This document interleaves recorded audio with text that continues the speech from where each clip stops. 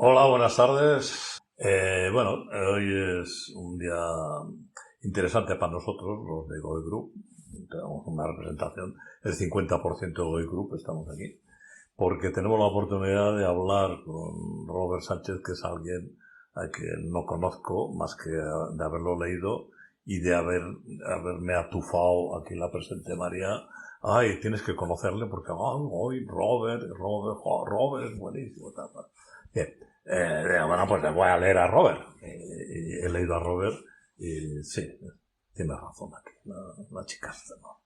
Y nos encanta que estés aquí, Robert, pues porque yo creo que tenemos un punto de confluencia entre lo que tú piensas y lo que yo pienso, ¿no?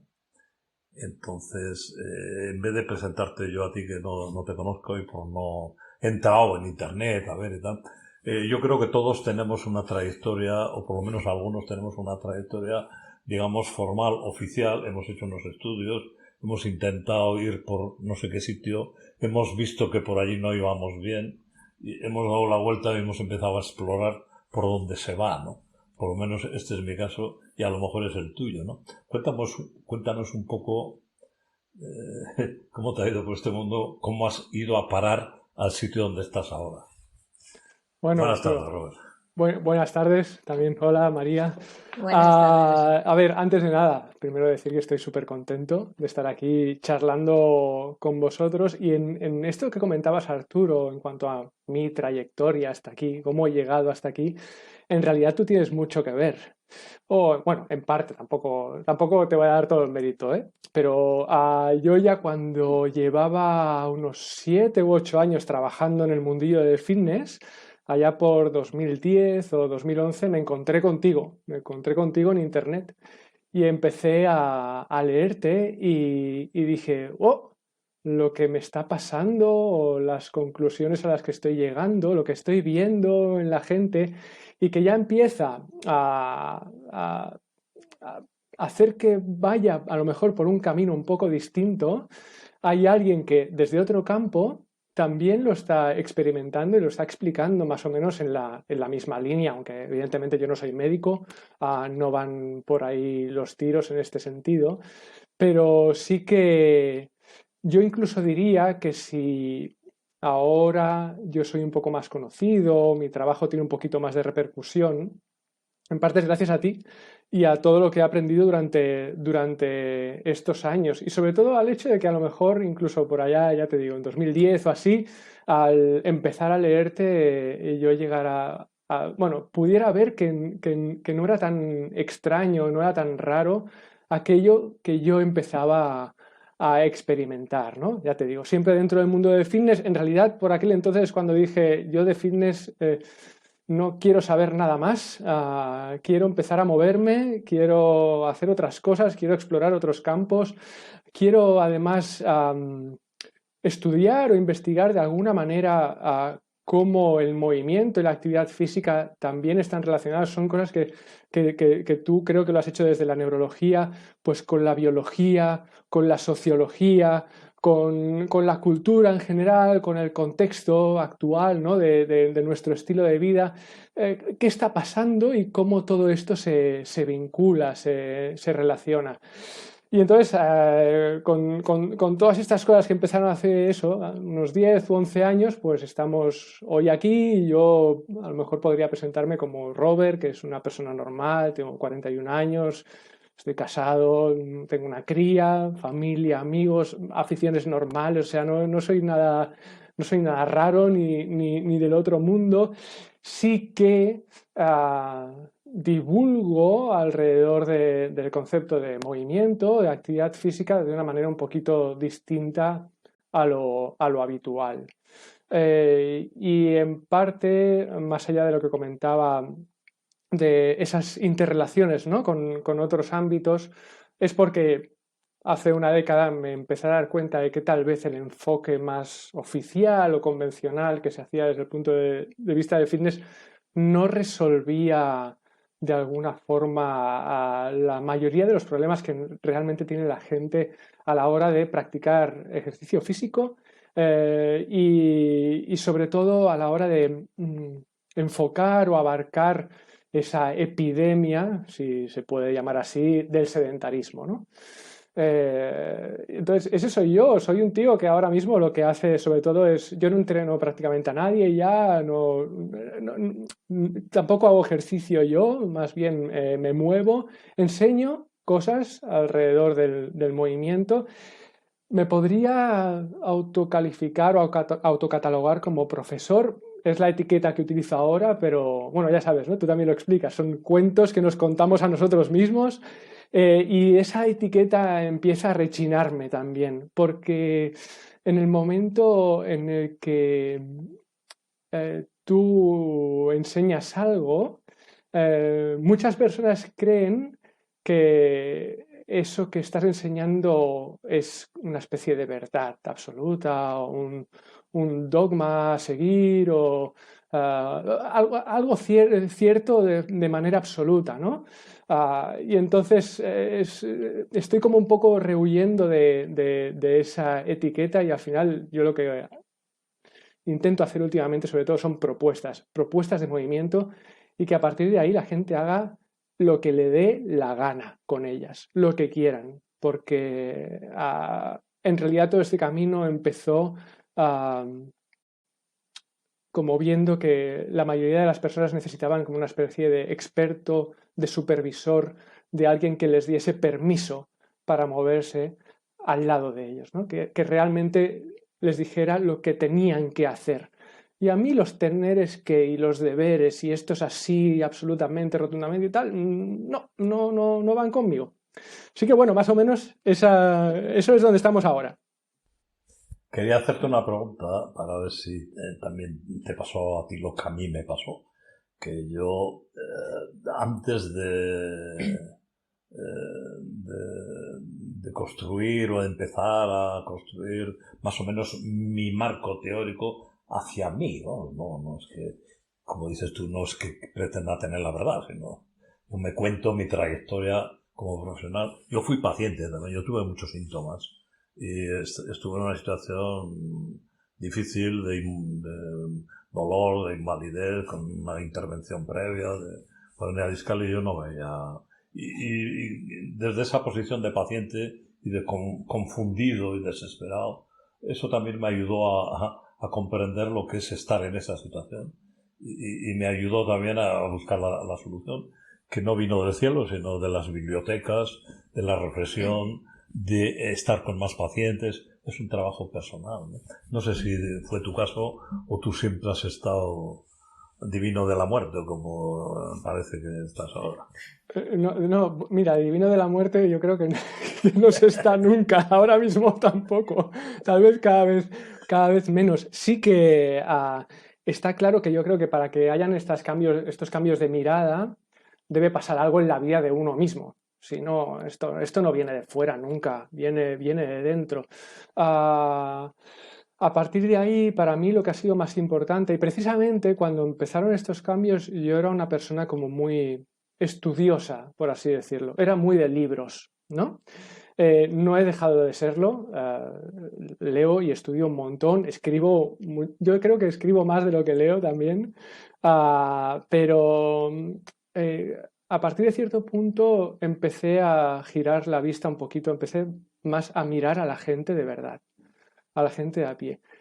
Más allá de lo que me estuviese pasando a ellos, a mí, lo que les estaba pasando a ellos. Y de nuevo, ver que tal vez, incluso hasta desde mi punto de vista, mi perspectiva de profesional, lo que a mí me pasaba no era tan distinto a lo que le pasaba a mis clientes y alumnos de por aquel entonces. Todas esas luchas que tenían, el sacrificio que había detrás para hacer ejercicio. Yo distingo bastante el hecho también de hacer ejercicio y moverse. Para mí son cosas diferentes. Y sobre todo también los miedos que yo mismo tenía y que el resto de las personas que tenía a mi alrededor sufrían en este sentido, mitos alrededor de cómo moverse y cómo no moverse, lo que está bien, lo que está mal, si esto es correcto, si es incorrecto, si me va a hacer daño o no me va a hacer daño. Otra vez a la supervisión, ¿no? Si realmente es necesario o no, o hasta qué punto es necesario que tenga una persona al lado que me diga lo que tengo que hacer, cómo me tengo que mover. Entonces esa mezcla, ya te digo, de la experiencia personal con la experiencia de otras personas que por suerte y que fue mi trabajo durante al menos 8 o 9 años, puedo contar por cientos. Entonces esos centenares de personas a mí me enseñaron mucho. Tal vez más de lo que yo he aprendido de mí mismo, evidentemente. O sea, no... Y sobre todo en entender eso, ¿no? Que hay tantos puntos en común y que no somos tan diferentes como nos pensamos. No somos tan individuos como nos pensamos. Evidentemente, individualmente somos únicos, pero en general nos asemejamos mucho más a la gente que tenemos alrededor. Bueno, tenemos aquí a María Jiménez, aquí presente. Y yo quiero también que ella cuente un poco la epifanía, ¿no? El cambio o esa transición de esforzarse en ser como te dicen que hay que ser y darte cuenta que eso no te funciona y entonces tienes la oportunidad de hacer un cambio, encontrarte a ti mismo y empezar con tu propio camino, que eso a mí me parece fundamental, ¿no? Todo lo que has dicho lo suscribo de arriba a abajo, no hay ninguna coma que cambiaría. Estoy absolutamente de acuerdo. Pero en fin, María, tienes a la humanidad delante para decirle lo que quieras. No, bueno, mi cambio también fue más que nada porque yo también he sido paciente, ¿no? O padeciente. Entonces, bueno, pues a raíz también de hacerte preguntas, de no saber por las personas que te llegaban a consulta cómo manejarlas, ¿no? Frente a patologías similares, haciendo las mismas técnicas, las mismas terapias, estaba en un pozo sin fondo, ¿no? Porque veía que no dabas resultado o bueno, pues algunos mejoraban, otros no, otros incluso empeoraban, ¿no? Y eso me frustró mucho. Y aparte, pues yo como padecedora, ¿no? De múltiples dolores. Y bueno, eso me hizo dar también un cambio, un giro a la profesión, a raíz de conocer a Arturo, que de repente encontré una explicación a todas estas cosas. Pero en cuestión del movimiento, como fisioterapeuta, pues también costaba mucho. Pero sí que siempre digo que tengo como la rama, yo primero hice terapia ocupacional, y en la terapia ocupacional el movimiento o la acción o los objetivos son completamente diferentes a cómo te explican en fisioterapia, ¿no? Y yo ya traía eso. Entonces yo cuando estaba como fisioterapeuta me enseñaron a ver el movimiento de otra manera, que no era de la misma manera que la terapia ocupacional, pero a mí me gustaba mucho más en el momento que me lo explicaron cómo era desde la terapia, ¿no? Y yo siempre digo que llevo una niña dentro. A mí siempre me ha encantado jugar y entonces pues la terapia casaba más conmigo, ¿no? No es que la terapia sea un juego, ni mucho menos, pero sí que está enfocada pues a conseguir el objetivo final. Y empiezan por el objetivo final, ¿no? Que la fisioterapia es como que, o yo lo que veo, o como a mí me enseñaron, que igual ha cambiado la cosa, empezabas por los primeros objetivos, no sé, esa estructuración de movimiento, esa instrucción, que está muy bien igual cuando hay patología, pero frente a lo que yo ahora me enfrento, que son pacientes pues con mucho dolor, pero que a veces no hay daño, pues claro, todo eso pues iba al traste, ¿no? No entendía por qué había que empezar así. Y bueno, pues una vez dando un curso, una fisio me dijo: tienes que conocer a este chico. Y a la hija también. ¿El qué? Y a la hija y al yerno. Y a la hija y al yerno. Bueno. No, a este chico me refiero a él. A este chico, sí, dando un curso que dimos en Barcelona, de repente no, a ti no me refiero como chico, pero bueno. Nada, me dijeron que mirase en tu web y bueno, pues ahí que me puse. Y lo primero que hice fue comprarme el libro. Me lo leí y dije, está poniendo palabras a mi cabeza, porque es que opino totalmente igual, ¿no? Desde mi profesión. Título Nunca lo sé decir el título de tu libro. Camina, corres, baila, salta. Me lo invento siempre todo, porque soy todo negada para todos los nombres y los títulos. Soy negada. Dilo, por favor. Camina, salta y baila. Vale, pues perfecto. Eso O es. caminas, mira, te lo he dicho mal, camina, salta, baila, sin el i. Muévete. Sí, y el subtítulo es muévete más y vive mejor, o algo Vive así. mejor, sí. Ay, O qué algo así. bien, me alegra que el que lo ha escrito tampoco se acuerde de esto. Fíjate, Es ¿no? complicado. Entonces ¿No? así ya no. Y cuando me lo leí fue, qué guay que empiecen a poner esto de relieve, porque es que pienso lo mismo, ¿no? La necesidad que tenemos socialmente, que a mí me llama mogollón la atención de instructores, para todo. No sé en qué momento se nos está yendo, yo siempre digo que se nos está yendo el norte, o no sé qué necesidades tenemos, que antiguamente no estaban presentes y que ahora es como me tienen que decir cómo tengo que hacer absolutamente todo, ¿no? Y eso en el movimiento me llama mucho la atención, porque yo también he sido padecedora de eso. A mí también me han dicho cómo tengo que hacer y de hecho yo casaba con todo eso, ¿no? Y veía que no estaba solucionando primero mi problema y segundo cuando yo lo transmitía también a los pacientes. Entonces había que dar un giro completamente diferente. Y bueno, pues cuando he leído tu libro, cuando me he hecho tus cursos, alguno de ellos pues es que casa perfectamente y entiendo cómo están estructurados. No sé si la gente se queda con el mensaje final, que a mí me parece muy interesante, que es hazlo tú, prueba tú, explora tú. No hay un correcto o un incorrecto, ¿no? Aunque te esté dando una guía para que puedas llegar a conseguirlo, ¿no? Pero me parece muy interesante y me parece muy interesante el trabajo que estás haciendo y por eso encantadísima de hablar contigo. Claro, en todo lo que tú comentabas ahora, bueno, primero, muchas gracias por todas las palabras bonitas, ¿eh?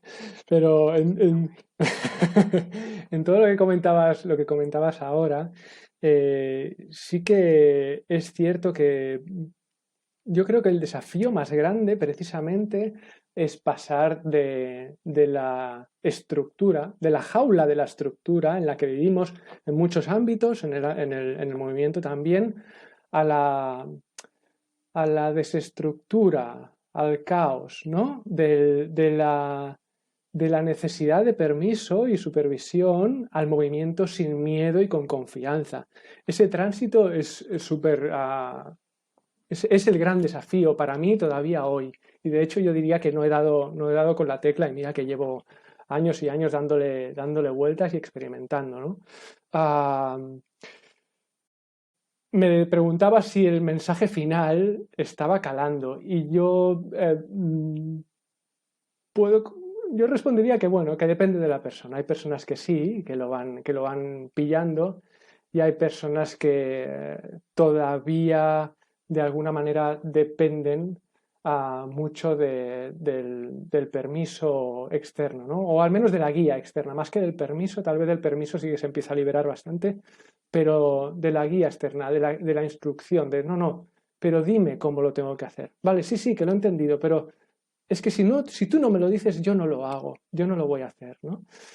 Claro, esto individualmente la manera de abarcarlo también puede llegar a ser muy diferente, ¿no? Pero para mí la gran conclusión es que fíjate lo enquistado que está ese problema, ¿no? El bucle en el que hemos caído de miedo a supervisión, permiso, instrucción. Incluso cuando alguien te da algo como muy estructurado y muy machacadito, como intento darlo yo, para ir sacándote de ahí y que al final decir, pero venga, va, esto para mí tiene hay un símil muy claro de la vida que hemos vivido absolutamente todos, y lo pongo mucho como ejemplo. El papá y la mamá que tienen un niño, o sea, cuando tiene un mes, el niño tiene que estar siempre encima de la madre, siempre, no puede vivir solo, ¿no? Luego, conforme va creciendo, va aprendiendo cositas y a veces pues gatea un poco y luego, yo qué sé, investiga, curiosea por casa. Pero al principio, pues para caminar o se tiene que apoyar o le tiene que dar la mano a mamá o a papá, ¿no? Luego, incluso cuando, yo qué sé, tenemos 3 o 4 o 5 años, por aquello también de los miedos de si la calle y tal y cual, pues vamos agarraditos de la mano de los padres. Pero al final, después de la adolescencia y cuando ya volamos del nido, ¿no? pues de lo que se trata es de vivir nuestra vida, ¿no? Pues con el movimiento, la idea, yo creo que ahora tendría que ser la misma. O sea, sí que puede haber una figura, tanto desde el punto de vista de la terapia, como puede ser un fisioterapeuta, como desde el punto de vista de la actividad física en general, como puede ser un entrenador personal, un preparador físico, un monitor de un gimnasio, lo que sea, que esté ahí durante un tiempo para acompañarnos y enseñarnos cosas. Pero la gran enseñanza final ha de ser, ahora te suelto de la mano y haz lo que quieras. El problemón es que no sabemos hacer lo que queremos hacer, probablemente porque incluso no sabemos ni lo que queremos hacer, ¿vale?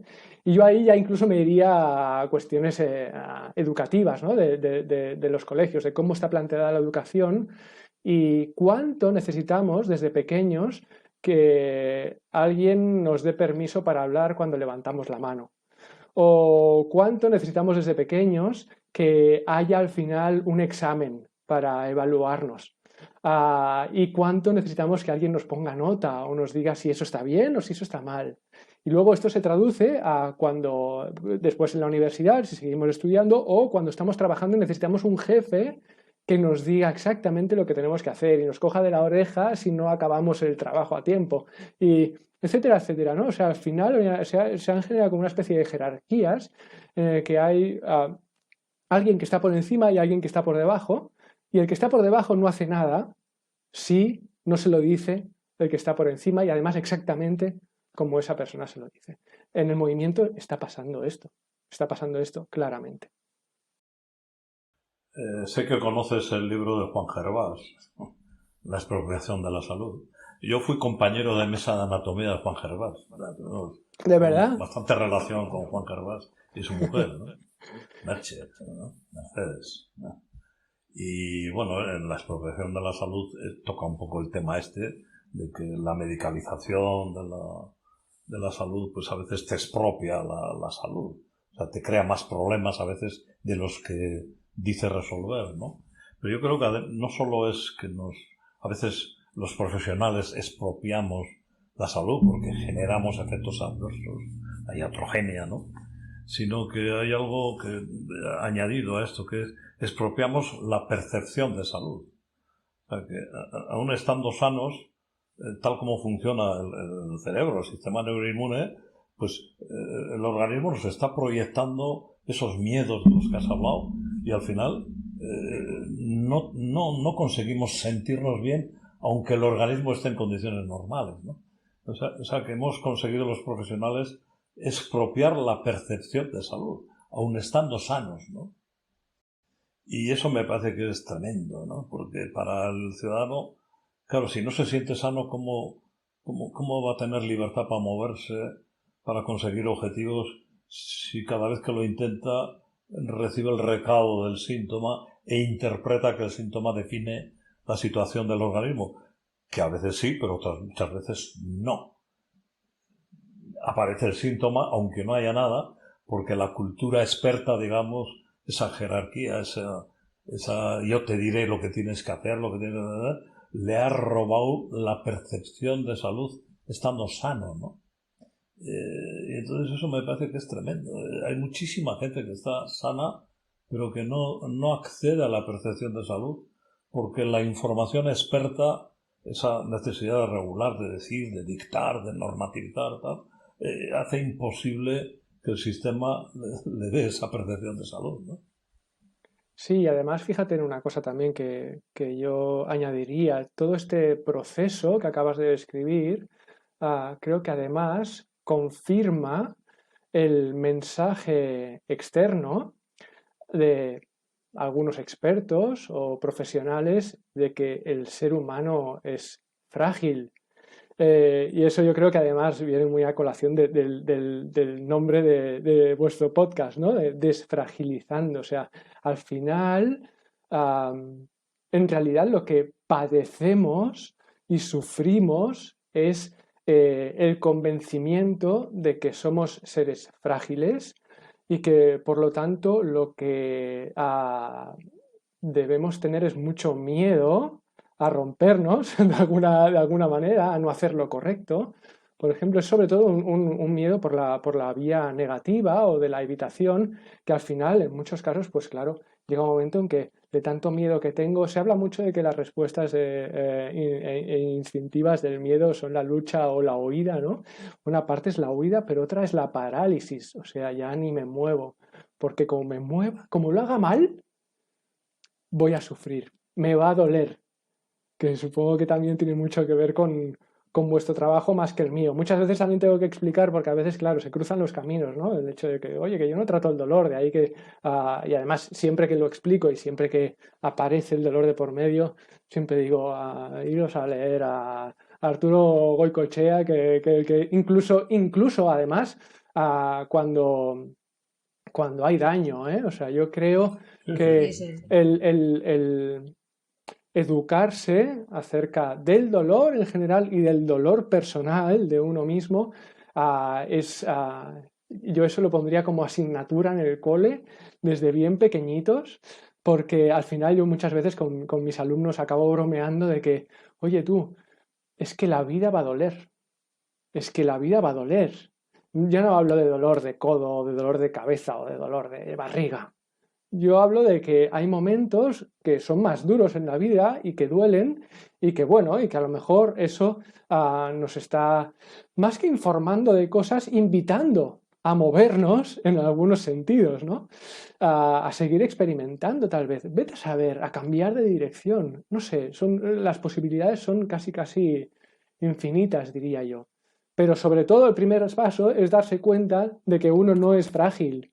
Al revés, yo hay otro gran libro que recomiendo, yo diría que casi a diario, y creo que te lo recomiendo a ti, Taleb, ahí sí Taleb. señor, Antifrágil, ¿no? De Nassim Taleb, y en el que realmente para mí dan el clavo con cuál es el principio universal de la evolución, en realidad, de la vida en sí para cualquier organismo vivo.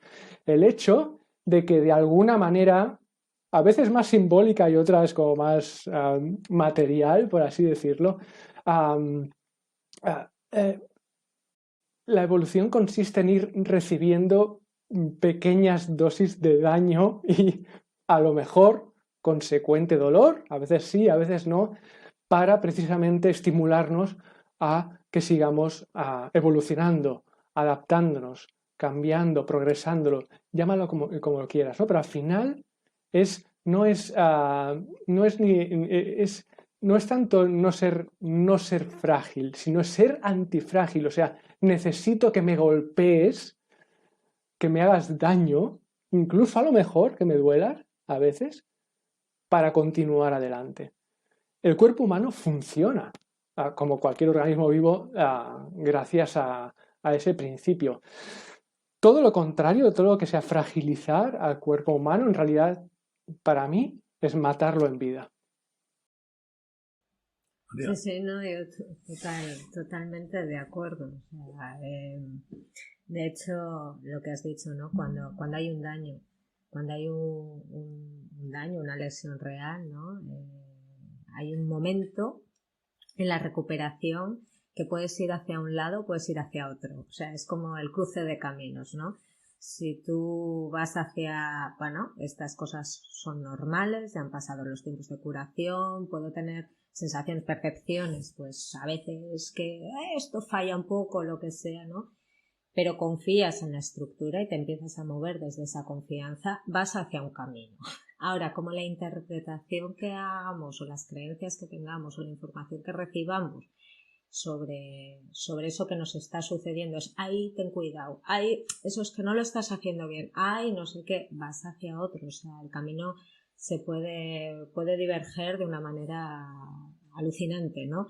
Entonces, sí que es cierto que es fundamental pues también para que el movimiento, ¿no?, vaya surgiendo y para que las personas se vayan exponiendo, bueno, pues que tengan claro, incluso también como has dicho en la lesión, pues que no va a pasar nada, ¿no? Que el cuerpo es fuerte, que hace sus mecanismos, que repara, que, bueno, a veces necesitamos ayuda, pues de que nos intervengan quirúrgicamente o lo que sea, ¿no? Pero una vez que eso ya la lesión está reparada, ¿no? Pues a enfrentarse al movimiento sin miedo.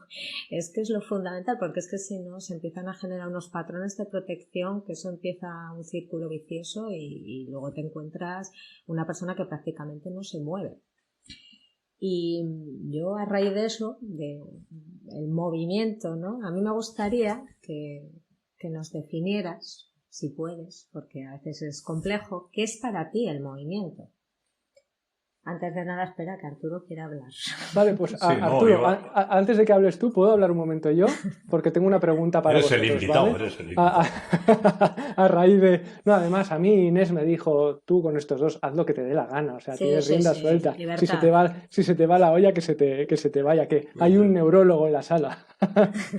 Entonces, no, solamente por lo que comentabas, María, del daño, de la lesión, también en cuanto a definición o a terminología, ¿no? Si, esto es una pregunta para vosotros, que yo tengo como expertos en esto, 1000 veces más que yo. Al final del día, cualquier persona no ha sufrido daños y lesiones si lo miramos minuciosamente. O sea, el día a día de una persona, cuando termina, cuando nos vamos a dormir, en realidad no ha consistido de alguna forma en que el organismo vaya sufriendo pequeños daños, pequeñas lesiones, que luego por la noche el organismo, él solito, hace lo que puede por reparar. Sí, sí, un sí rotundo, ¿no? Yo creo que eso es un elemento muy importante de cuando se explica todo el tema de la nocicepción. Nocicepción sería, pues eso, la detección de nocividad que ha consumado daños, que pueden ser mayores o menores, o simplemente la detección de situaciones de peligro que te advierten que como no modifiques la conducta te vas a dañar algo, ¿no? Sí, el día a día, si tú le das recorrido a ese día a día, si nos vamos al paleolítico, que había que correr, andar, herirse, incluía daño, pequeños daños. No te rompías una pierna, ¿no? Pero el daño forma parte del día a día. Si no hay esos mini daños, es que no estás viviendo. O que estás viviendo en un universo burbuja donde se evita el daño, pero vamos, hasta términos absolutamente irracionales, ¿no? En animales se ha comprobado que si tú coges a una cría de un animal, le evitas ese daño cotidiano pequeño, ¿no? Le evitas cualquier situación de daño, luego ya después de una época sin daño le quitas la protección, son muy raros, se empiezan a comer ellos y a hacerse daño ellos mismos. O sea, para definir la frontera, el esquema corporal o cómo es estar uno en el mundo, necesitamos información de lo que es nocivo y lo que no. Y luego, si quieres evitar, o sea, si quieres llegar a daño cero, es imposible sin restringir la libertad de vivir, de moverte. O sea que sí, estoy absolutamente de acuerdo.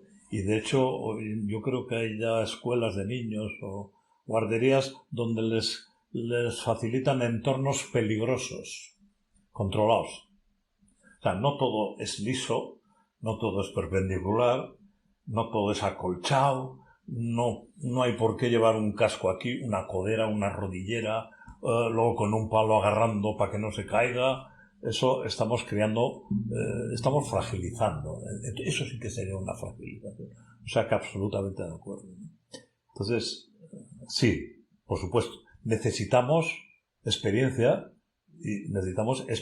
de daño controlado. Para eso está el juego, que el juego es crear condiciones de daño minimizado, controlado, ¿no? Pues el juego dura toda la vida, ¿verdad? El juego no es una cuestión de la infancia, no.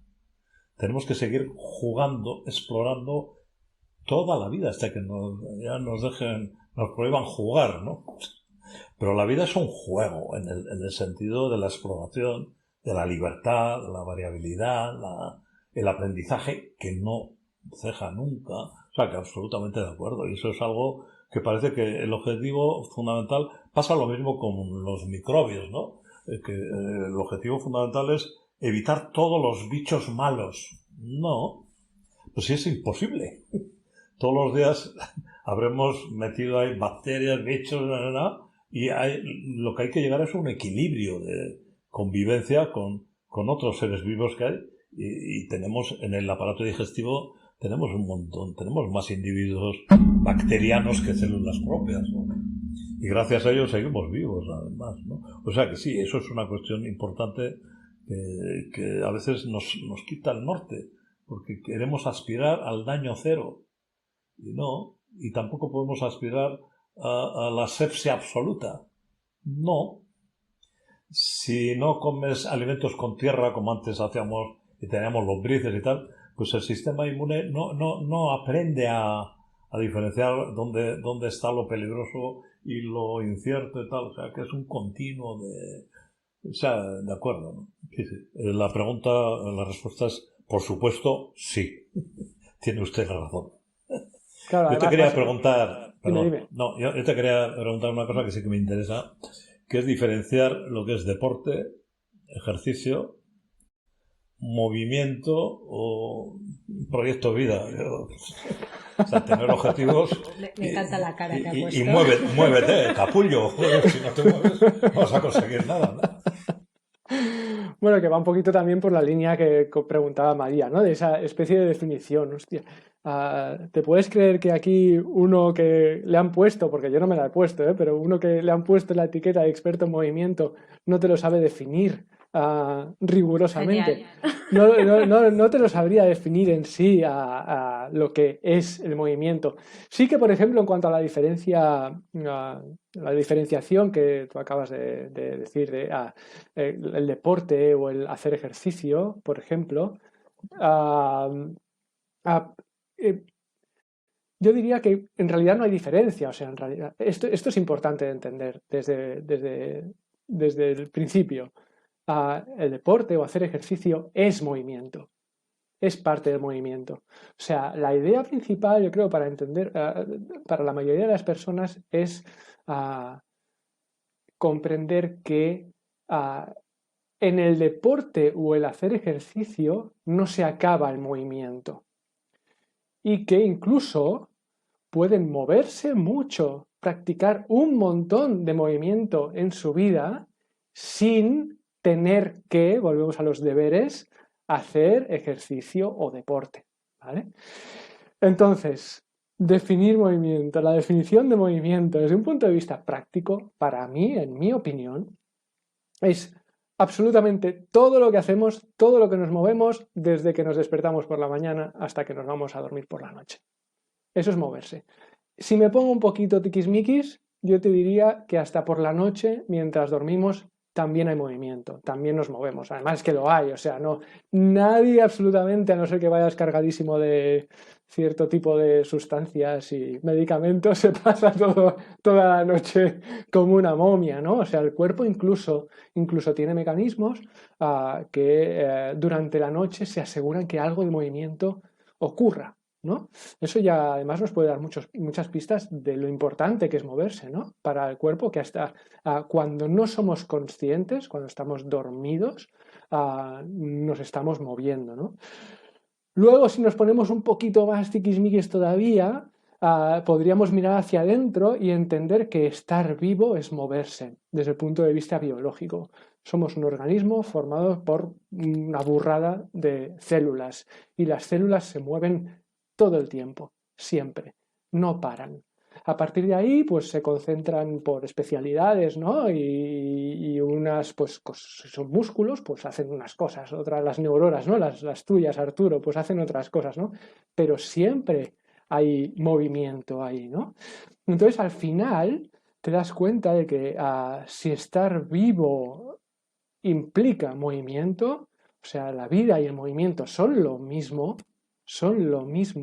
ya no es, el movimiento no es una opción, no es una elección, no es una alternativa. Lo que son opciones es cuánto te mueves, cómo te mueves, cada cuándo, si siempre te mueves a lo mejor en una misma dirección o si exploras diferentes direcciones o sentidos de movimiento.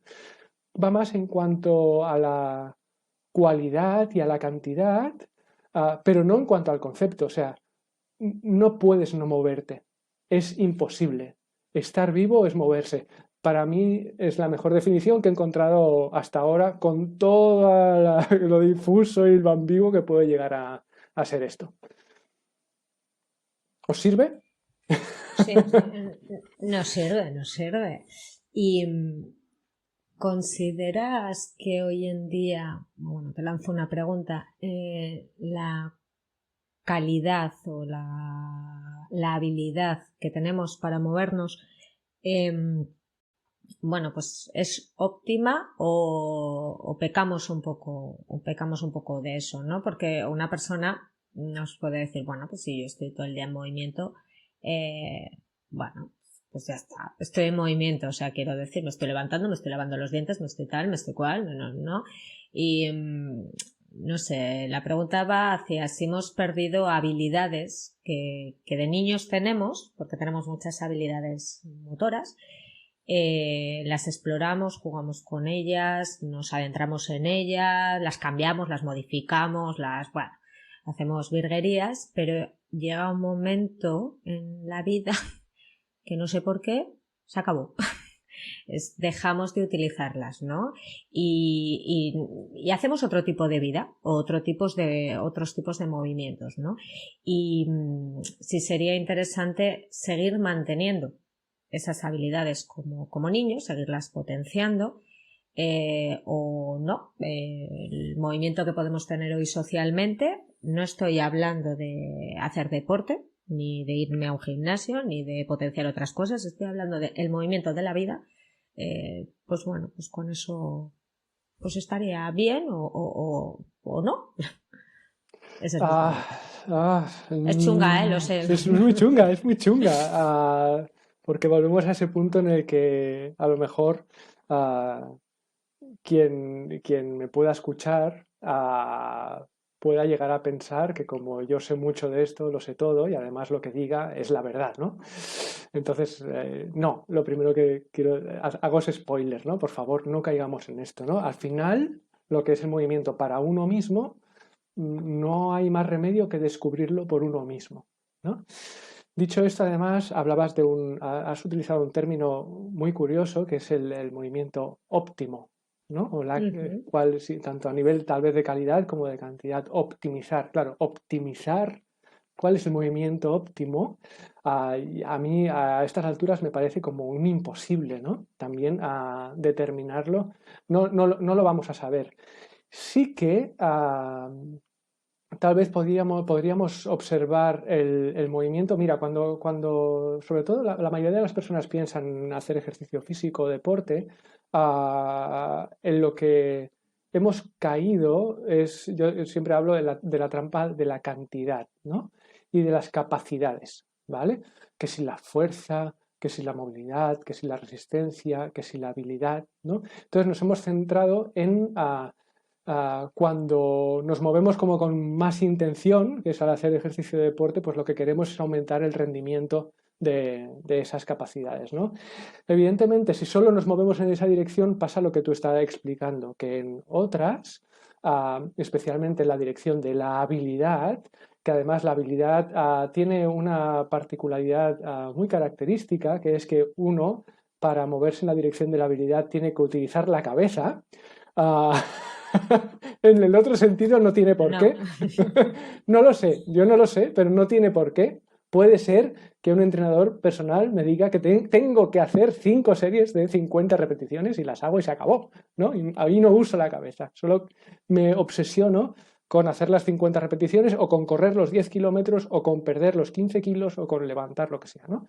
No usamos la cabeza. Entonces, de cara a esa vertiente más hacia la habilidad y hacia las competencias, de que el cuerpo realmente en movimiento nos sintamos útiles de alguna manera, ¿no? O sea, estemos haciendo alguna tarea de movimiento que nos lleve a un resultado, no como un objetivo o una meta de rendimiento, sino como que tenemos algo que hacer. En nuestro entorno o nosotros mismos estamos en un estado A y ese estado lo cambiamos a un estado B, ¿no? Y para eso requerimos de una habilidad que además, como decía, requiere no solamente del uso del cuerpo, sino del uso del coco.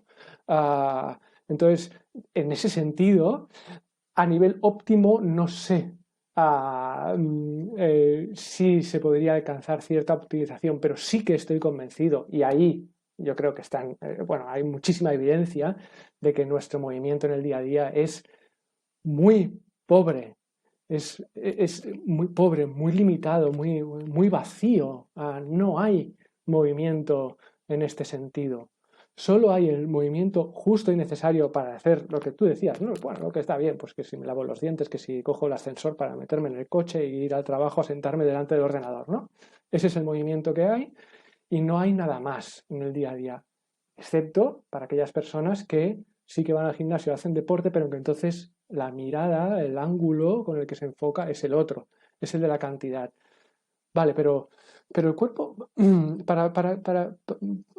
¿cómo hemos llegado hasta aquí, no? Ha sido a base de realizar tareas, no de flexionar los codos para desarrollar el bíceps o extender las rodillas para desarrollar los cuádriceps, no. O de tal para que, yo qué sé, nuestra frecuencia cardíaca sea súper eficiente cuando corremos y tal. No.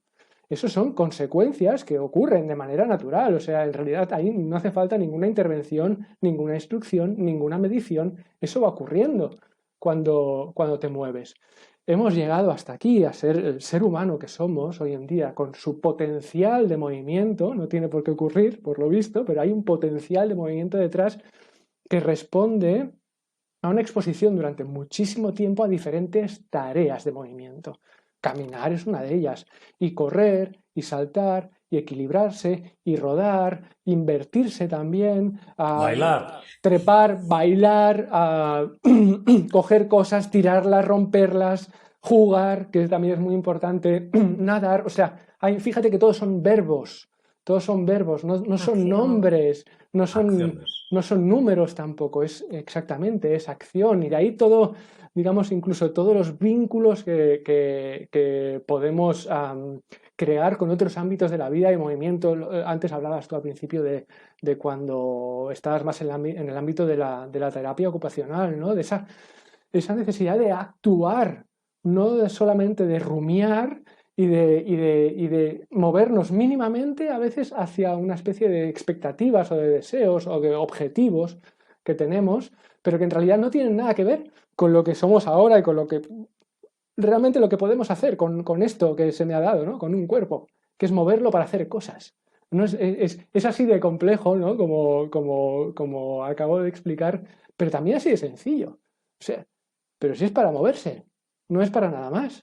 Y además, con ese regalo de gratis que ya comentaba, de que si lo haces, si te mueves de manera diversa, frecuente, jugando, explorando, a veces puedes contar más las cosas, pero otras veces no hace falta que cuentes nada, ni repeticiones, ni kilos, ni historias. Y, sobre todo, luego, la biología, el cuerpo, es solito, hace lo que tiene que hacer, no te tienes que preocupar. De rebote, además, no necesitas ningún experto a tu lado para que controle todo eso, que ya pasa solo. Bueno, un segundo. Igual deberíamos invertir los papeles, ¿no? El hecho de que los niños imitan a los adultos, pues quizás en esto debiésemos imitar a los niños, porque ellos lo hacen muy bien y todo lo que has estado diciendo, ellos lo hacen, y porque realmente no ha habido esa instrucción aún en el movimiento ni en la sociedad. Los dejamos en libertad, nos parece gracioso cómo se mueven, tiran, rompen, saltan, bailan, juegan, tal, te hacen sprints, se paran, no sé cuántos, y el organismo Entonces, igual nos deberíamos de plantear, pues eso, retroceder o imitarlos a ellos. Y mira que es fácil, porque en realidad yo diría que más o menos no hace falta ser padre para esto. Prácticamente yo diría que todo el mundo tiene niños alrededor. Y cuando ellos juegan, incluso con sus miradas, con sus gestos, cogiéndote de los pantalones de la mano, sin decirte nada, te están invitando a unirte, a jugar con ellos. Y además ya es diferente, ya claro, otra vez, no entras ni en repeticiones ni nada, no. Te tienes que tirar al suelo y coger esto y tirar las cosas por el aire. O sea, yo ahora tengo una hija que tiene 2 años y no ha llegado al mes. Tiene 2 años y 3 semanas. Tiene un globo ahí en el comedor inflado. Y puede estar 1 hora con el globo dándole para arriba y para arriba y para abajo, jugando a que no toque el suelo, y yo con ella, y ya está. Y si me pego 1 hora hasta que ella se cansa, bueno, yo es que me canso antes, o sea, acabo destrozado. Yo me pregunto, después de 1 hora haciendo la chorrada, que no es tan chorrada, del globito, no he hecho, claro, a mí solo me escucha, estoy haciendo el gesto de, entre comillas, ejercicio cardiovascular, resistencia, coordinación, si lo hago además agachándome, fuerza de las piernas, elasticidad, todo eso no está ocurriendo sin que yo le ponga nombres.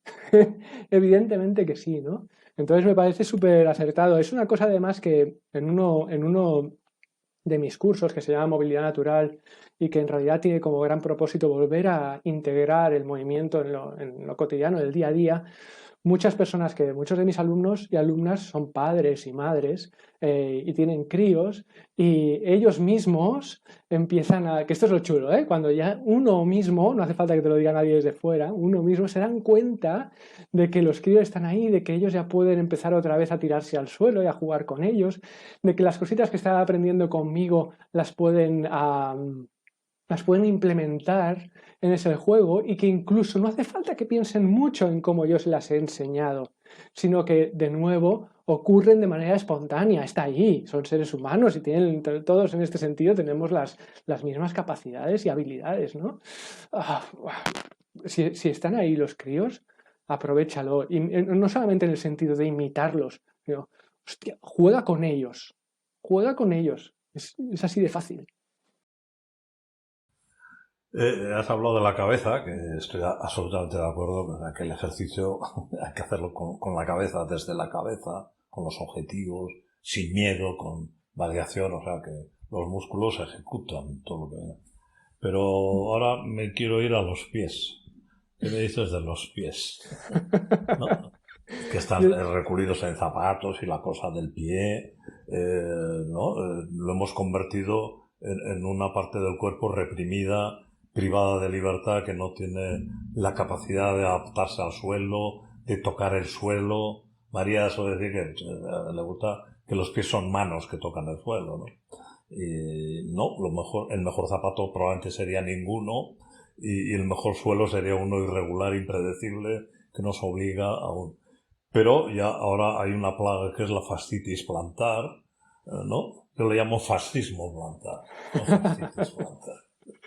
Entonces hemos quitado la libertad al pie y es el punto de relación con la tierra, con el suelo.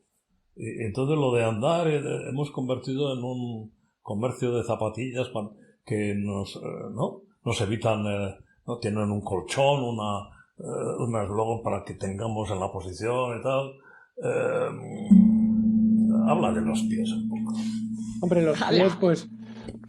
habla de los pies, ¿no?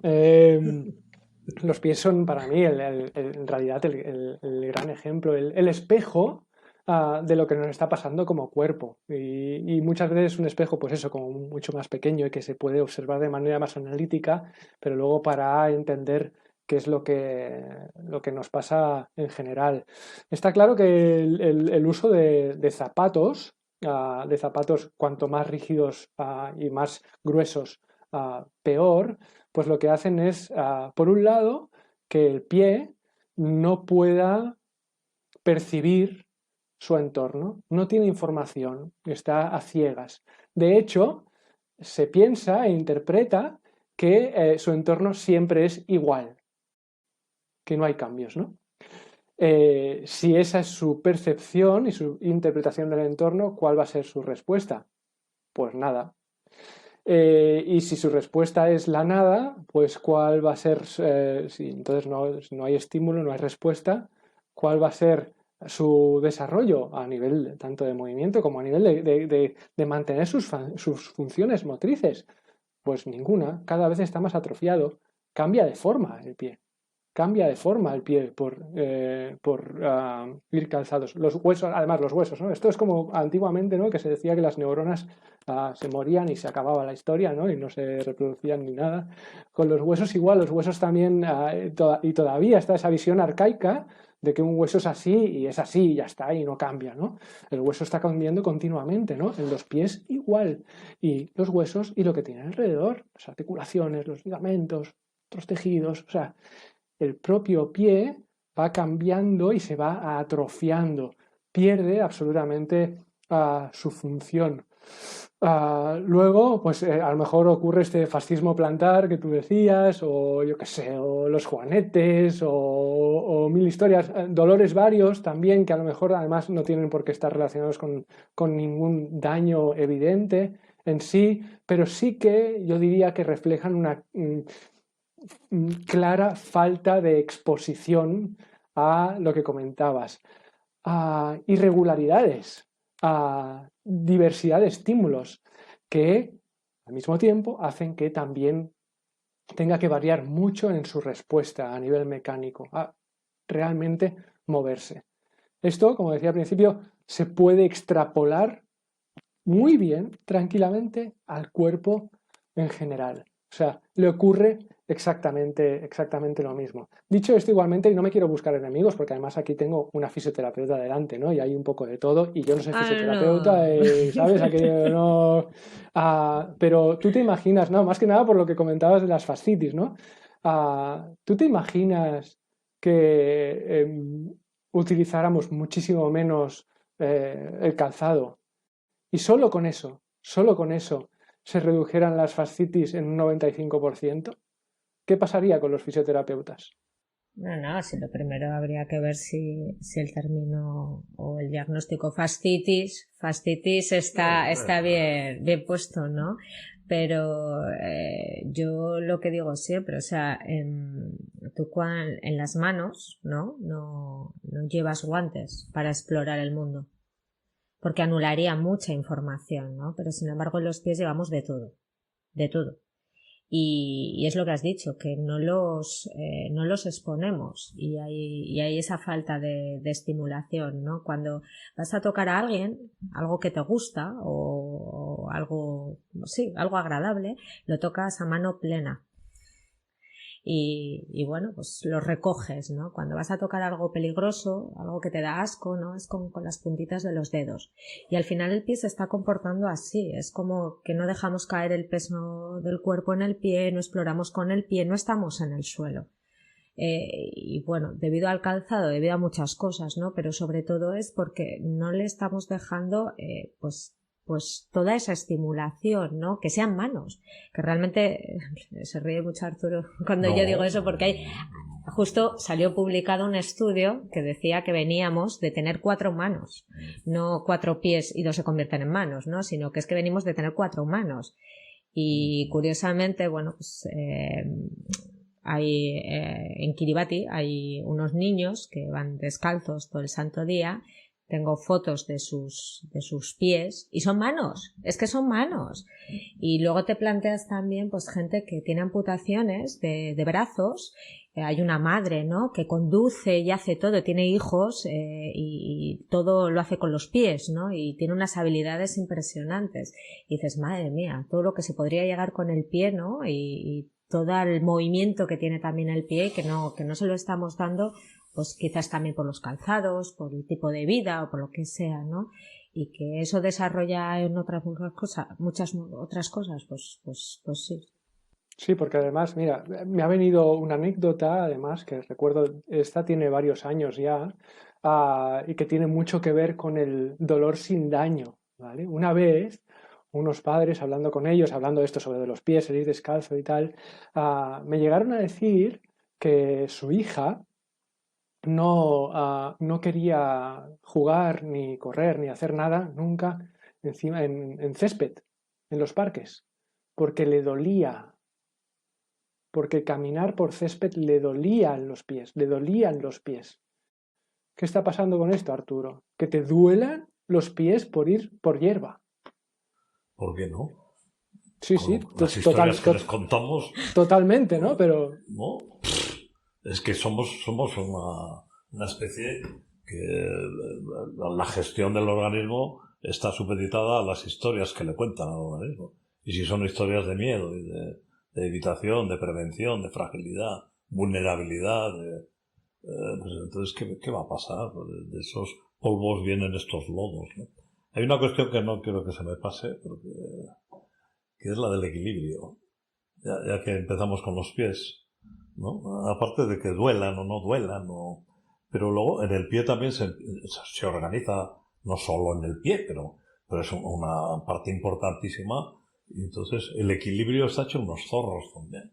A partir de una edad ya cada vez hay más tacatacas, cada vez hay más bastones. No sé para qué coño sirve un bastón, la verdad es que yo no lo sé, ¿no? Pero hay un miedo a la caída, una falta de confianza en los mecanismos de mantenimiento del equilibrio. Hay una cosa que en el libro me gusta, entre otras, que dices que la gente va mirando al suelo, cuando tendría que ir mirando para arriba, mirando el mundo y fiándose de los mecanismos, porque los ojos no están para mirar al suelo, los ojos están para mirar el mundo, ¿no? No, de hecho, si a los pies les dejáramos eso, pues vivir con libertad, nos daríamos cuenta en realidad que ya que tenemos ojos en los pies,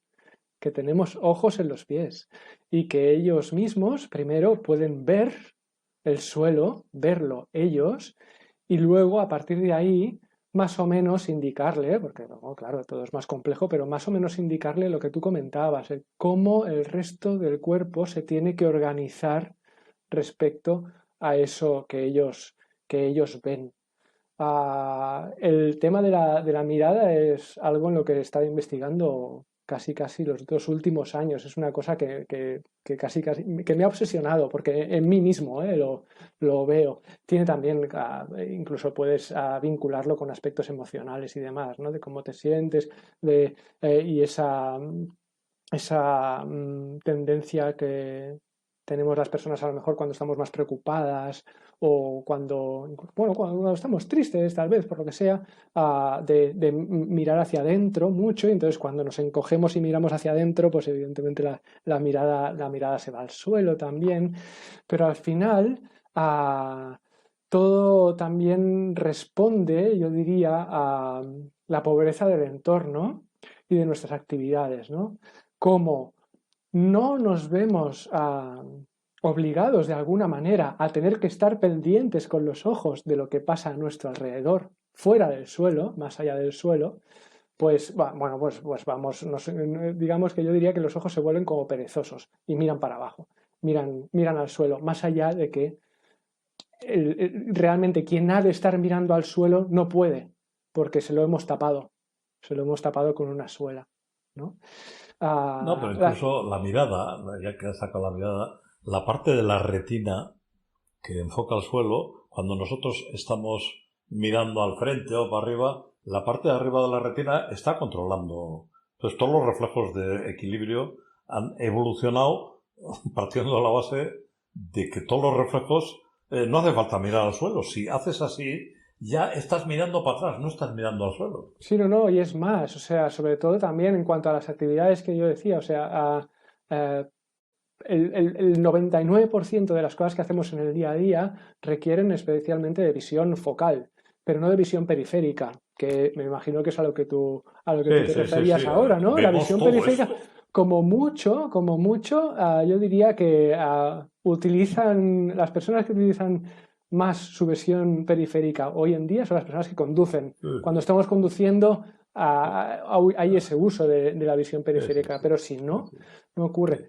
Otra vez lo mismo, o sea, al final todo es una cuestión de adaptación, y si hay una cosa que no usas, ya sea a nivel de visión, ya sea a nivel de los pies, ya sea a nivel de lo que sea, se pierde. O sea, el cuerpo no va a seguir mandando energía ahí para mantener una capacidad y una habilidad, que son las dos cosas, ¿no? La capacidad y la habilidad, si no se usa. Está claro que además, entonces, para que seguir estimulando todas estas capacidades y habilidades, las actividades, acciones, tareas a las que nos tenemos que exponer necesitan de esa diversidad y variabilidad, incluso incertidumbre, cierto caos, o sea, sí. No sé, porque puede haber hasta variabilidad y diversidad controlada, ¿no? Con certidumbre, que yo sepa lo que va a pasar. No, vamos más allá todavía, que yo no sepa lo que va a pasar, que me haga cosquillas el cuerpo, ¿no? ese es realmente es el estímulo máximo y sería la forma de mantener todas estas capacidades, estas competencias. Bueno, eso, que mando yo, Arturo. Vale, Y bien. Bueno, pero entonces quería decir algo. Vale, pues dilo No, tú. esta conversación está siendo absolutamente aburrida porque no estamos en todo de acuerdo. Sí, ¿no? Entonces me Mira, encanta. Sí. yo voy a lanzar ahí voy a tirar de un hilo que se me ha ocurrido y a ver lo que pasa. Yo primero quiero saber lo que piensas tú, lo que pensáis los dos también, tú, María. Y luego, pues si yo tengo algo que decir, lo diréis, si no, no. ¿Qué pasa con la columna vertebral y con el movimiento y con el dolor de paso? ¿Cuánto tiempo dispongo? No, para empezar, a mí suelo criticar la cuestión de la columna. Yo creo que cuando estudié medicina no teníamos columna. No existía la columna cervical, la lumbar sí, los riñones y tal, pero cuando empezaron a hacerse radiografías, cuando empezaron los traumatólogos a aparecer en medicina, cualquier cosa que pasaba, los mareos, hacer una columna, una radiografía de columna, entonces aparecían los cambios adaptativos, no degenerativos, artrosis, y entonces la columna cervical adquirió un protagonismo extraordinario, salió de la nada. O sea, antes no había columna cervical y ahora menos ya, pero hubo una época en que la mitad de los ciudadanos estaba con un collarín cervical, si te daban un poco por detrás te colocaban el collarín, entonces se prohibió la vertebralidad del eje. O sea, se impidió.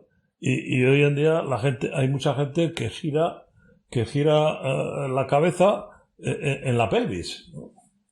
Pero entonces yo puedo coger peso doblando la columna. Pues, por supuesto. Sí. Es que claro, a mí me han dicho muchas veces que no lo haga, que tengo que tener la columna bien derecha y bien recta, que no se me escape ni un milímetro, porque si no va a salir un disco vertebral disparado. Sí, tengo miedo. Eso es columnizar el eje vertebrado. Eso decía que el eje vertebrado es un eje para conseguir variabilidad para grados de variación. El Bernstein, la escuela rusa, ¿no? Bueno, pues hemos conseguido columnizar el eje vertebrado y al final decimos que tenemos que estar columnizados con el cuello, columnizados con la zona lumbar. Pero ¿de dónde han sacado eso de que una columna recta de que no hay que coger los pesos, que si la postura es recta? Hay un proverbio chino que dice que los árboles están torcidos y cuando los pone recto, esos son tablas, no árboles, ¿no? Entonces es tremendo con qué facilidad una idea absurda de la rectitud de la columna tiene éxito. No, incluso también no sé en nombre de qué. Yo diría incluso ya derivado de esto, porque además suele ser el foco principal, la columna, pero en realidad es todo el cuerpo, ¿no? Todos los mitos que hay alrededor de la mala postura y la buena postura, ¿no? Bueno, pero eso ya poco a poco se está, por lo menos a través de la evidencia científica ya nos están diciendo, paren ustedes, dejen de decir estas cosas no están probadas, no están demostradas. Entonces no hay una mejor postura que otra, sino que son cambios, ¿no? O sea, que hay que darle variaciones a la postura, igual que variaciones al movimiento. Y lo mismo con el hecho de coger pesos con la espalda redondeada, ¿no? Bueno, pues que ya está saliendo evidencia científica que nos están diciendo que no pasa nada, que se puede hacer perfectamente, que es otra opción más. Entonces, bueno, y de hecho aquí tenemos un deporte rural, que son los Arrijazo Chayet, que yo no los he visto levantar pesos con la espalda recta.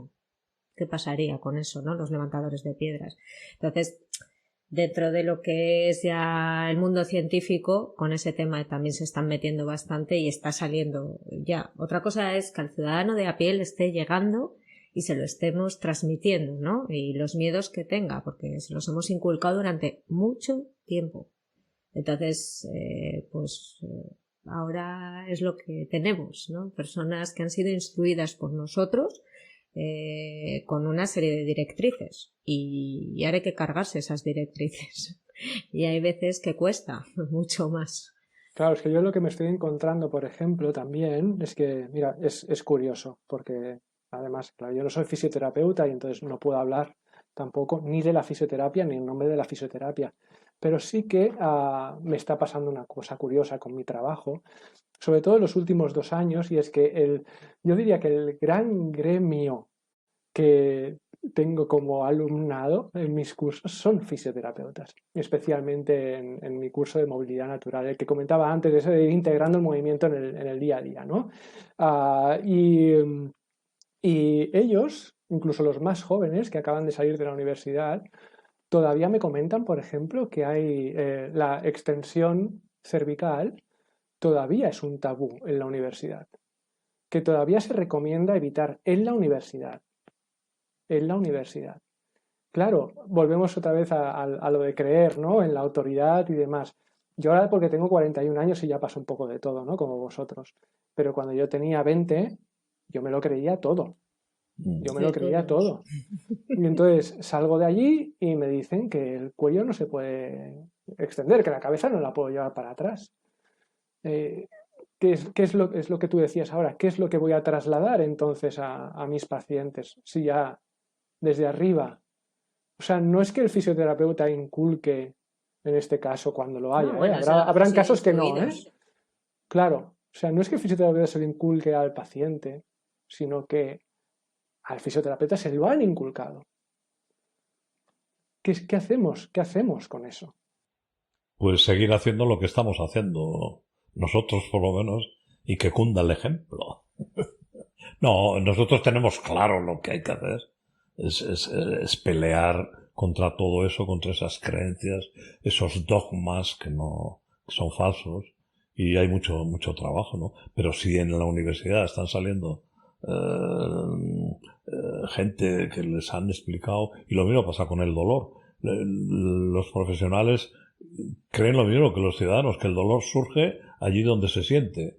O sea que si yo me machaco un pie, el dolor se produce en el pie por unos tejidos, y eso es falso.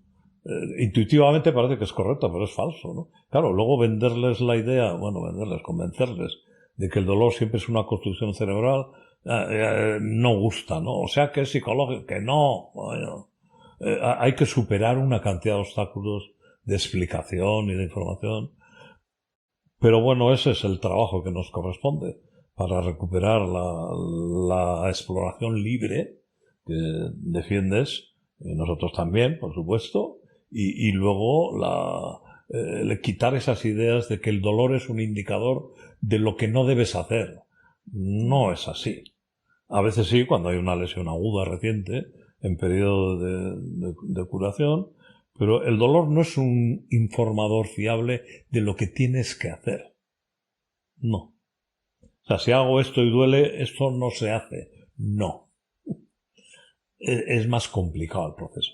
Si hago esto y me duele, hay que mirar si donde duele hay una destrucción de tejido que justifica y explica el dolor. Y si no la hay, el dolor lo que te está indicando es cómo está evaluado arriba. La narrativa de esa zona, de esa acción, el aprendizaje, la falta de libertad, el exceso de miedo, el pánico a la acción. Y hay que hacer un trabajo doble. Primero, explicar por qué si no tienes nada te duele, y luego quitar el miedo para que recupere la actividad, ¿no? Y pues estas chicas, yo ya no, porque soy mayor, pues se dedican a las dos cosas. Explicar y ayudar, dar una patada en el culo para que se muevan, coño, que no pasa nada. Y hay que hacerlo con cierta, elegancia, como adornarlo. No sé si has leído mi libro, que yo también tengo un libro, Sapiens sí. Manon Tropo. No lo he terminado de leer, pero sí que... el prólogo, por supuesto, claro, sí. El prólogo, pues lee el prólogo y no hace falta que leas nada más, ¿no? O sea, una niña de 8 años resume en 4 líneas todo el tema este. Lo que pasa es que eso, si contamos la verdad de todo esto, se acaban muchos mundos dilo, de business, digas, muchos business. Te iba a decir eso. Está el fitness y el business, ¿no? Claro, no digas mundos, di negocios. Negocios, ¿no? business. Se acaban muchos mundos profesionales, ¿no? Yo diría igualmente que también en este sentido a veces hablo con compañeros, sobre todo muchos de mis amigos son eso, o entrenadores o fisios, también profes maestros de educación física en coles. Y claro, cuando escuchan estas cosas, pues les entra eso, ¿no? Un poquito el pánico de que, pero ostras, pero es que lo que queréis es dejarnos sin trabajo. Y yo, primero, yo diría que hoy, tal como están las cosas, quedarse sin trabajo en este sentido va a ser complicado. Yo, entonces, voy un poquito más allá y me miro a mí mismo, como una especie de visión romántica. De alguna manera, de alguna manera, ojalá me quedase sin trabajo, porque eso querría decir que la gente se está moviendo un montón sin miedo, con confianza, explorando esa variabilidad de la que hablábamos, viviendo libremente. O sea, que en realidad eso es lo que yo estoy buscando. Tal vez individualmente por grupos, porque no abarco a todo el mundo, evidentemente, pero si pienso en mi propósito profesional, es ese. Entonces, ¿qué miedo voy a tener de que pase eso, de quedarme sin trabajo? Si de alguna manera es lo que quiero. O sea, yo cuando trabajo con un alumno, lo que pretendo es que ese trabajo con ese alumno se termine. Eso quiere decir que es autónomo, que es responsable, que no tiene miedo, que se siente confiado. Pero si es maravilloso quedarse sin trabajo. Sí, nosotros tenemos el mismo objetivo. Eh, bueno, como fisioterapeutas es que yo no sé ni cómo denominarnos, porque como no cumples las expectativas de una sesión de fisioterapia al uso, pues ya no sé, pero sí, como fisioterapeutas el objetivo es ese, que no vuelvan. O sea, que ellos solos hagan. Y es genial. Pero porque una vez que tienes esta información, yo creo que es una cuestión, es que es ética.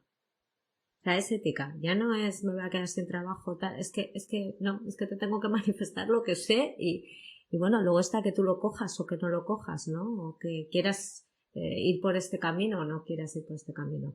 Pero al final es ponerle a una persona pues lo que hay hoy en día y tiene derecho a conocerlo. O sea, yo creo que todo el mundo tiene derecho a conocerlo. Entonces, mis miedos, yo no tengo miedo a quedarme sin trabajo. Yo simplemente es el hecho de que considero que igual debemos de reencauzar el trabajo. O sea, enfocarlo de otra manera.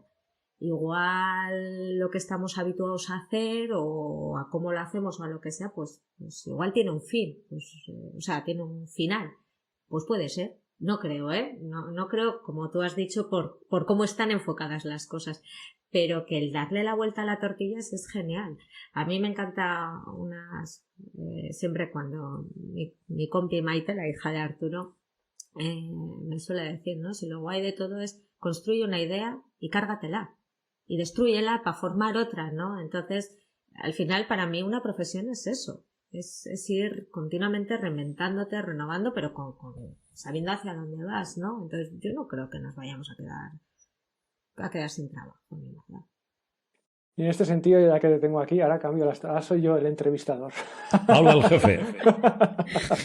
No, pero quiero aprovecharme. A ver, yo aquí tengo dos cracks, ¿vale? Para mí, o sea, sois dos referencias. Tú, Arturo, te lo comentaba desde hace muchísimos años y María, aunque la conozca desde hace menos tiempo, las dos veces que hemos hablado, yo envío un correo a todo el mundo que está en mi laboratorio, que son unas pocas miles de personas, todos los días les escribo. Y hace unos días pues escribía sobre vosotros y de María decía que a raíz ¿Has escrito sobre mí?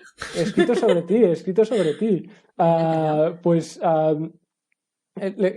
Lo valiente que te considero en este sentido, en el enfoque que le das tú a la fisioterapia. Entonces, pues eso, yo estoy aquí con dos referentes para mí y me quiero aprovechar. Y quiero hacerte una pregunta a ti, María, porque además sé que también todos mis alumnos nos escucharán, aparte al resto de personas que ya escuchan el podcast por la vía del GOI Group, ¿no? Qué miedo, qué miedo. Sí. Va por ahí la cosa. ¿Qué te parece? Yo soy un completo ignorante en este sentido, ¿vale? No tengo ni idea, a lo mejor un poco, pero voy a decir que no tengo ni idea. ¿qué te parece esta nueva moda, vertiente, enfoque académico del ejercicio terapéutico? Me voy a por una birra. Oye, te podría responder el mejor que yo, ¿eh? No, porque eres tú la que está en el ajo más que él, me imagino. O sea, yo mira, desde mi ignorancia, de verdad, Sí, lo, sí, lo sí. digo, lo digo, lo digo muy en serio, desde mi ignorancia absoluta, yo me hago una pregunta a mí mismo. Vale, ejercicio terapéutico, muy bien. Yo me pregunto, ¿qué ejercicio no es terapéutico? Sí, sí. ¿Vale? Ahí te dejo el marrón. Ya, es un marrón muy gordo, ¿eh? A ver, a ver por dónde empiezo.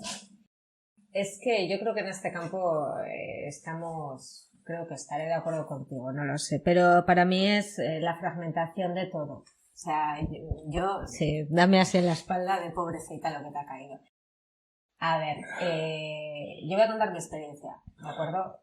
Luego ya me meteré con lo del ejercicio terapéutico, pero yo cuando me enfrenté al tema de movimiento, por mis problemas, me estaba dando cuenta que toda la normativa mecánica que estaba utilizando, por así decirlo, en la camilla, la estaba trasladando al movimiento. O sea, cuando ya me metí en el movimiento, empecé a hacer lo mismo con el movimiento.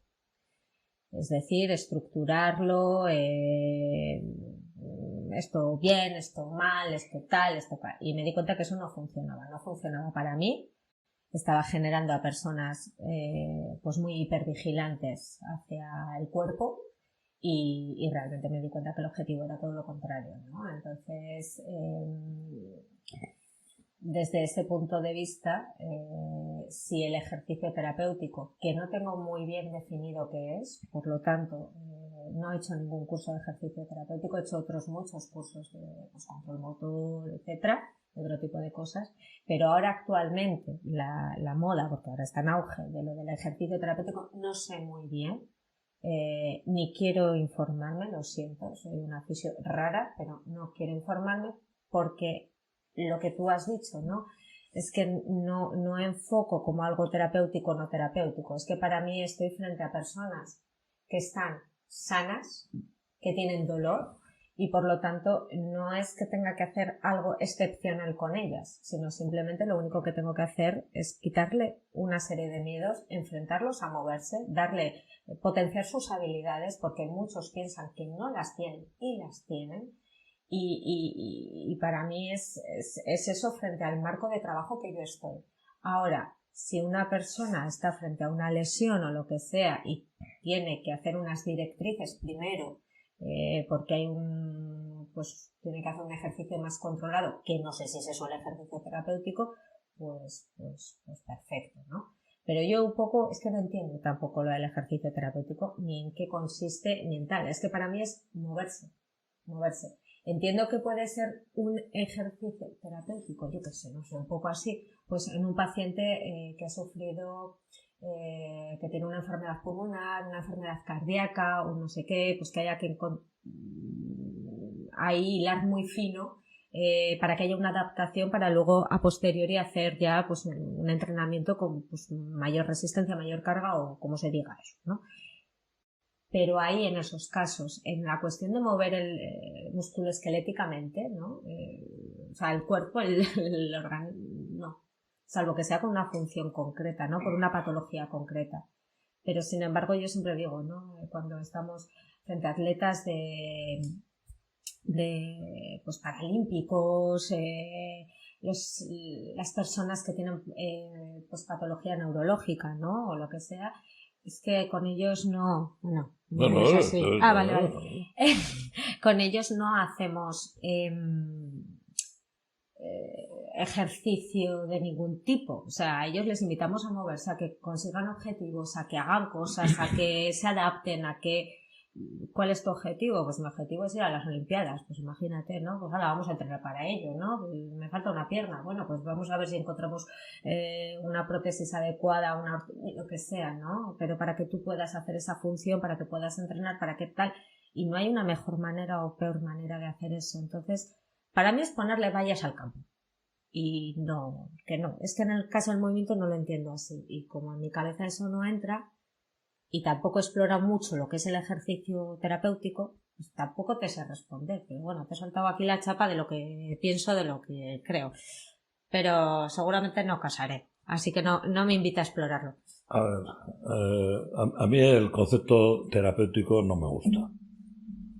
No en esta cuestión solo, sino en general. Las terapias son acciones que los profesionales desarrollamos porque tenemos una herramienta para solucionar un problema puntual. Una terapia es un antibiótico, una sustitución hormonal, lo que se entiende por tratamientos, terapias que devuelven el organismo con nuestra acción o nuestra prescripción a la condición de normalidad, ¿no? Y entonces, por ejemplo, educación terapéutica en neurociencia. ¿Qué coño educación terapéutica? La educación es educación. Tú tienes que hacer un trabajo de enseñanza, eres un profesor y alumno a la vez, porque estás aprendiendo y tal. No le llames terapia. ¿Por qué? Porque no es una cuestión terapéutica el informar a la gente debidamente. Eso no es una terapia. Eso es simplemente explicar a la gente lo que tiene derecho a que se les explique. Si lo conviertes en una terapia ya estás haciendo de eso un business, ¿no?